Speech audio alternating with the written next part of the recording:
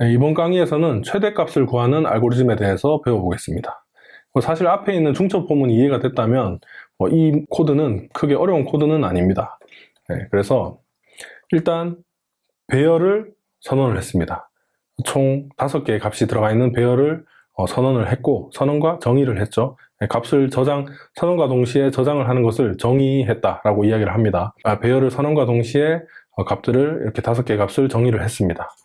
그리고 최대값을 구하기 위해서 일단 이 중에 최대값이 뭔지를 모르죠. 그러니까 최대값을 구하는 변수를 먼저 선언을 해두고 이 0번째 값을 저장을 해둡니다. 모르니까 일단 제일 먼저 0번 인덱스의 값을 최대값이라고 가정을 하는 겁니다.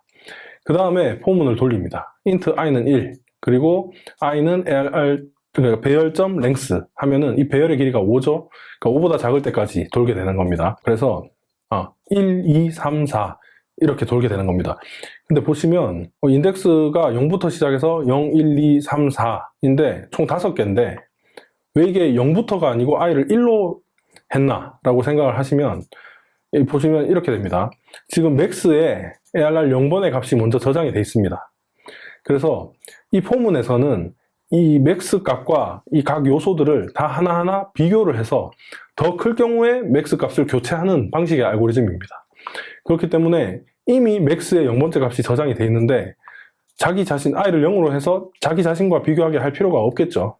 네, 그러다 보니까 인덱스를 1부터 비교를 할 수 있게끔 해놓은 겁니다. 그러면 i가 1일 때 ARR의 1번 값과 max를 비교를 합니다. 그러면 지금 0번, 원래 max에 3이 들어가 있었죠. 그러니까 ARR 1번의 값에는 지금 7이죠. 7이 더 크죠. 그러니까 이 조건식이 7이 더 크기 때문에 참이니까 이 max의 7로 값을 바꾸게 되는 겁니다. 그리고 다시 올라와서 i 1 증가시키고 i가 이번에 2가 됩니다. 그러면 max 값은 지금 7로 바뀌어 있습니다. 그러면 0, 1, 2니까 이번에 이 2랑 비교를 하겠죠. 그러면 2와 max 값 7과 비교를 해서 뭐가 더 큰가 했을 때 2가 더 크지 않죠. 그러다 보니까 이게 실행이 안 되겠죠. 실행이 안 되고 다시 올라와서 또 증가를 시킵니다. 이번에는 0, 1, 2, 3 인덱스 3에 저장되어 있는 15와 max에 기존 저장되어 있는 7을 비교를 하게 되겠죠.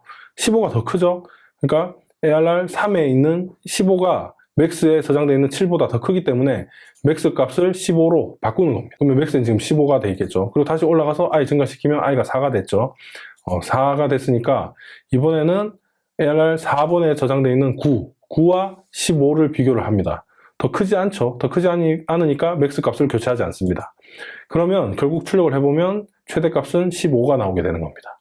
그래서 다시 정리를 하자면 최초 max에 0번 인덱스에 저장되어 있는 값을 저장을 해두고 1번, 2번, 3번, 4번 값과 비교를 하면서 각각 더 클 때마다 max 변수의 값을 바꿔주는 겁니다.